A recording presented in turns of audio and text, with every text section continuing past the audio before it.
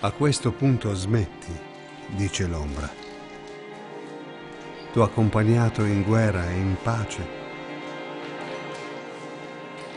Se ora mi stacco da te, non avrai... Le parole di Eugenio Montale e quelle di Odisseo e Litis, verrà il giorno che ci seppelliranno e poi, dopo migliaia di anni, non saremo che pietre lucenti.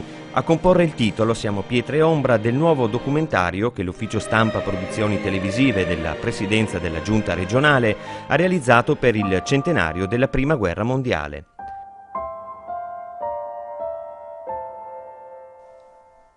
Lunedì 6 ottobre una proiezione in anteprima è stata organizzata in contemporanea alle 18 a Trieste al Cinema Ariston, a Udine all'Auditorium della Regione, a Gorizia nella Sala Convegni di Carigo, a Pordenone nell'Auditorium della Regione, a Tolmezzo al Teatro Candoni.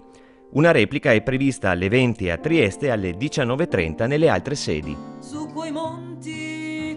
Prima che la comunità internazionale iniziasse a numerarli, il conflitto che insanguinò l'Europa dal 1914 al 1918 fu definito con drammatica semplicità la Grande Guerra, Grosskrieg, Great War, Grande Guerre.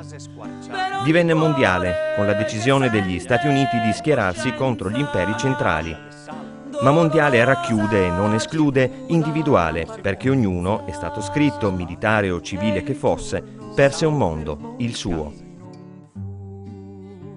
In queste terre di confini e microcosmi, le memorie di questi mondi scomparsi restano nei luoghi, nelle atmosfere, nei racconti che diventano parte della storia che il Friuli e la Venezia Giulia hanno vissuto.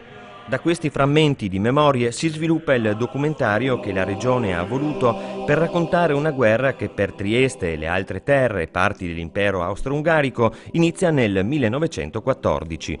Un percorso raccontato dall'attore Massimo Somaglino che parte da Trieste e si dipana tra Gorizia, Udine, Grado e Aquileia, Cividale e Palmanova, il pordenonese delle ultime battaglie dopo Caporetto fino alle montagne.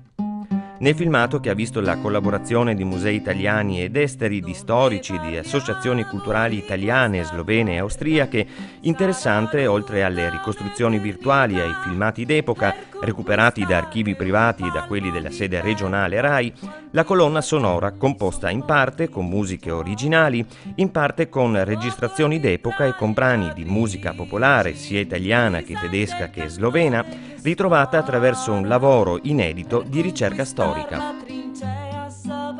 Così il filmato, distribuito gratuitamente dalla Regione su DVD, è stato prodotto nella versione italiana, slovena, tedesca e inglese nell'ambito della realizzazione del progetto interregionale Itinerari della Grande Guerra, un viaggio nella storia, con il contributo dell'agenzia Turismo FVG.